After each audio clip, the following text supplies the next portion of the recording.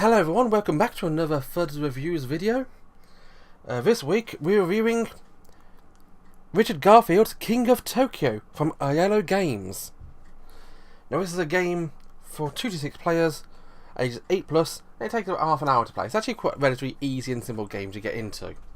Now normally at this point I'd turn the box over and read you a box blurb on the back, but you don't have box blurb, you just have a picture. There are expansions to this game. I don't own any. A friend of mine does actually own some expansions of the game as well. So if generally we play this one, we often play his copy rather than this version. There's also a new King of New York, which has a similar gameplay, slightly different. Don't own that game. Maybe if I buy it, I might review it at some point. And so, let's get into a game and show what's inside of it. The box itself, it's actually got a nice semi-gloss, semi-matte feeling, as you can see from my light shining on top of it. It's quite nice actually. It shows you some of the characters you can play as: the ape, the giant lizard, and the bunny mech. And this is a dice rolling competitive game. Let's put King of Tokyo over there so you can see what I'm reviewing, and the box here. So inside you've got the book here. Just normal pamphlet thing. Here we are. I think this is actually on the outside of the box when you first buy it. It's actually underneath, stuck to it. Inside the wrapping. Here we are. Play a Giga monster on a rampage and destroying everything in his way. Let's roll the dice to get the best combinations to heal yourself, to attack, to buy special cards, or to gain victory points. It's up to you to choose the best tactic to become King of Tokyo. Just in time to get rid of all your opponents in one devastating attack. The first to gain 20 victory points, or the last monster standing wins the game. It's a game by Richard Garfield from Iello, which is apparently a company in France. Because they're in Lourdes, wherever that is. And it's also by OI Games. So here's a book. Obviously it shows you how to play a game, but let's ignore that for now. Let's actually show the game. So it comes with a game board. That's all it is, just a piece of sticker on a piece of card. It's got space for Tokyo, space for Tokyo Bay for 5 to 6 players, arrow 1 star, plus 2 stars, heart 0, heart none. Basically, the aim of the game is to score victory points. You get victory points when you go to Tokyo, and for every turn you stay in Tokyo, or Tokyo Bay of course, you gain victory points. And so who are these villainous monsters are here saying? Well, we have the characters you can play here. You've got Gigazor, who is not Godzilla in any way. We got Cyber Buddy, which is a little black rabbit in a giant bunny mech. We got Kraken. It's a sea monster. Mecha Dragon. Yep. Alienoid. And the King. Again, these non-copyright monsters. And I'll show you us on Cyber Bunny actually. They actually have little spinny things on the back of them. So if you look there, you got your victory points symbol, which goes up through 1, 2, 3, 4, 5, 6, 7, 8, all the way up to 20, I believe. And 20 is in blue because you win if you get to 20. And down here you got your hit points, which go all the way down to 0 when you die. It goes up to 12 but starts at 10. So you can get more hit points as you play the game. You also have your standees of the same monsters again. And little standees to put them on. You have these tokens which come into play throughout the game. I won't go for them, but basically they're little extra things which some cards refer to. We'll get to a card in a moment. And you got these little power gems. Little green translucent crystal cubes, which are power, which we'll also get to in a moment. And so we get to the cards. Now, as ever, elastic bands are very useful as a gamer.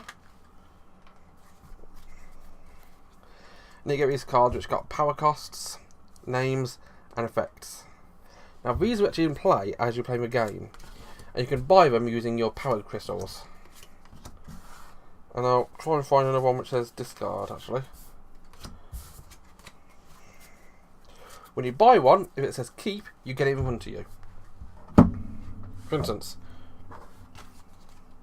Regenerator, keep. When you heal, heal 1 extra damage. Rooting for the underdog, costs 3, keep. At the end of a turn, when you have a few victory points, gain a victory point. So those two are buffs which stay in front of you throughout the rest of the game until somebody gets rid of them. I think there's a limit to 3 per person. Can't remember that for certain. But this one is a discard. When you buy it, it immediately happens, and when you lose it. Jet Fighters. Plus 5 victory points and take 4 damage. So if you buy that one, you know a Jet Fighter's flying, do you 4 damage, but you get victory points for it. It's a good way to get victory points if you're not hurting a lot. And how do you get these victory points and how do you do things? Well, it's a game similar to Yahtzee, actually. Each player on their turn rolls these 6 dice, and on these dice they have a 1, a 2, a 3, a heart, a fist, and a lightning bolt. And depending on what you roll, different things happen. So let's say if I roll one. I rolled 1, 2, 3, heart, power, and power. And so 1, 2, and 3 are victory points. If you roll 3 1s, 3 2s, or 3 3s, you get victory points. You get that many victory points. For every lightning bolt you roll, you get a power cube. And for every heart you roll, you heal. However, what you do, you rolling and re-rolling with dice, resolve a dice, buy cards, end your turn. So it's like Yahtzee where you get a chance to re-roll, so you can lock any of these dice. Let's say I want to lock 3 and 2 power. I'll re-roll these because I'm not hurting anything at the moment, so I'll re-roll these 3. I roll a 3, a 2, and a 1. Now, I don't have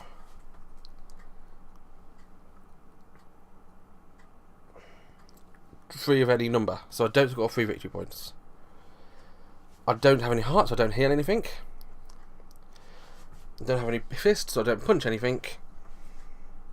But I do have 2 lightning bolts, so I get 2 energy. There's 2 energy, I keep them in front of me, and if there's anything costing 2, I can buy it if I want to.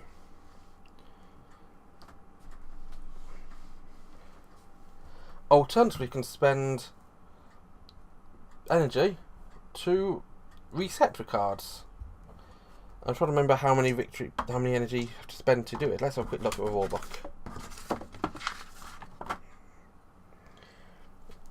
Okay. Yeah, 2 energy points can be spent to sweep all the showing cards and reveal 3 new cards. I'll spend my 2 because I don't want those cards available. Show 3 new cards, which are Energy Hoarder. Keep. You gain 1 victory point for every 6 energy you have at the end of your turn. So that one, you don't even need to hit anything. You just keep getting energy cards. Fire Blast. 3. Discard. Deal 2 damage to all of the monsters. That's not very nice. And Camouflage. Keep. If you take damage or roll a die for each damage point, on a heart you do not take damage, which gives you a shield. And let's talk about the UO effects actually, because if you roll a heart, you heal. You can't go above 12. But if you roll a punch, you deal a damage for every punch to every monster which is not where you are. Because monsters come in two locations. They can be... Where's that way? They can be in Tokyo, or they can be outside of Tokyo. Now, if you're a monster outside of Tokyo and you want to punch, you punch the monster in Tokyo for 1 damage. That monster's got a choice then. They can either leave Tokyo, which means because there's no monster in Tokyo and you just hit them, you enter Tokyo, or they can stay in Tokyo. If you stay in Tokyo to the start of your turn, as it says there, you get 2 victory points. But in Tokyo you can't heal, so any hearts you roll are useless. The only way to leave Tokyo is to run away when you get hit. You can't abandon Tokyo voluntarily. So it's a risky business being in Tokyo because everyone wants to hit you. On the flip side of that, if you're in Tokyo and you want to punch, you hit everybody outside of Tokyo. So you do damage to everybody, while people outside Tokyo just do damage to you. So if he punches you, you leave, and he goes in there. He scores a victory point because he's just gone to Tokyo. And remember, if you drop down to 0 hit points, you're dead. You're out of the game. These 2 dice come through these cards. There's extra cards which will actually give you extra dice. We'll talk about that another time anyway.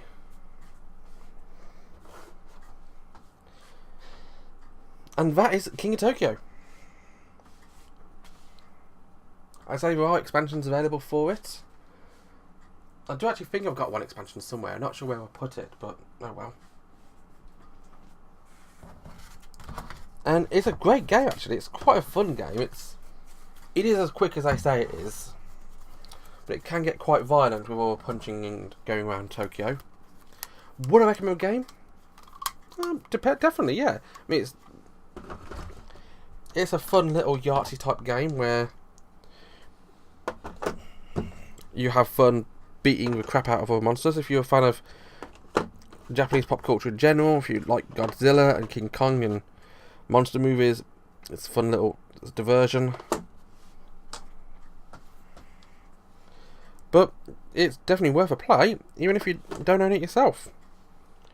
Well, jumping in next time, where I've got some more games behind me to review, some more serious than others. If you've got a suggestion for a game I should review, let me know in the comments. I will have a look to see if I got it, or if anybody I know has got it. And we'll see you next time. Thank you very much for watching. My name has been Fudce. Remember to like and subscribe for more of the same. Bye bye.